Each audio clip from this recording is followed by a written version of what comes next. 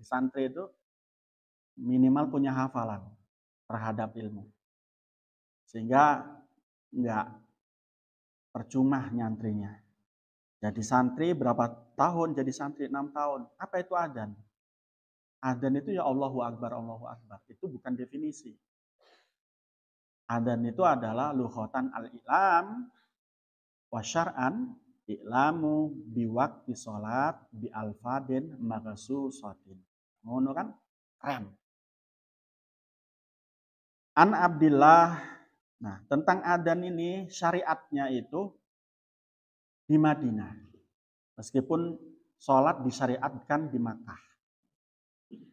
Disyariatkan di Madinah, yang pertama kali adzan namanya Bilal bin Rabah. Bilal bin Rabah ini adalah budak yang dimerdekakan oleh Sayyidina Abu Bakar As-Siddiq, di mana ketika menjadi budak, Bilal bin Rabah ini disiksa. Bilal bin Rabah ini dijemur, diikat tangannya di atas, dijemurnya itu di atas batu besar. Bayangkan kalau batu besar itu di Indonesia pasti nggak panas. Ini di Arab Saudi yang tidak ada pepohonan, tentu panas. Dijemur di sana. Nah, datang Abu Bakar As-Siddiq, kemudian Bilal bin Rabah dimerdekakan dengan cara dibeli, kemudian dimerdekakan. Man a'taqa a'taqallahu minan nar. Dimerdekakan. Nah, setelah dimerdekakan menjadi juruladennya Kanjeng Nabi Muhammad SAW di bidang tertentu.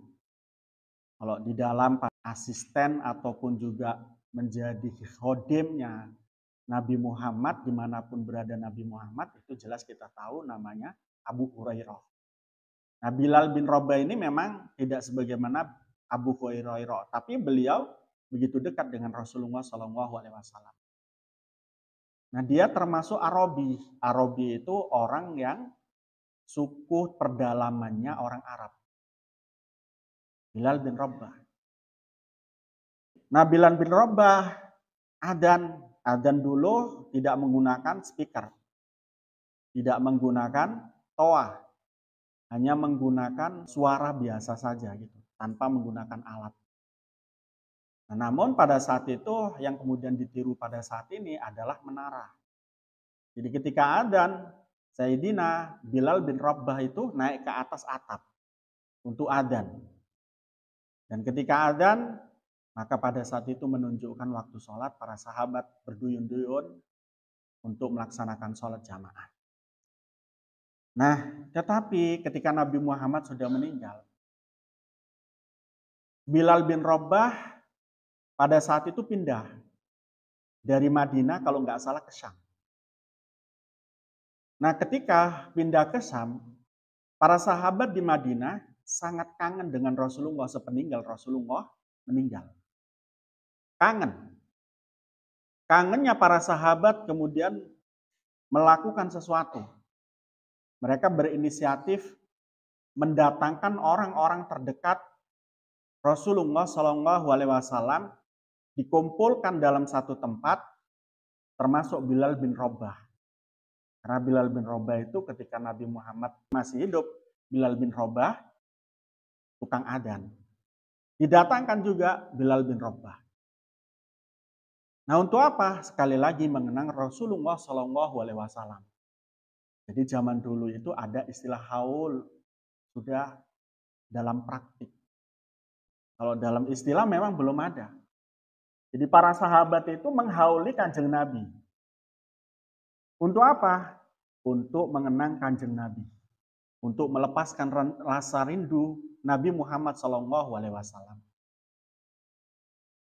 Didatangkan para sahabat termasuk Bilal bin Rabah. Bilal bin Rabah kemudian sebetulnya beliau tidak mau untuk datang pada majelis itu.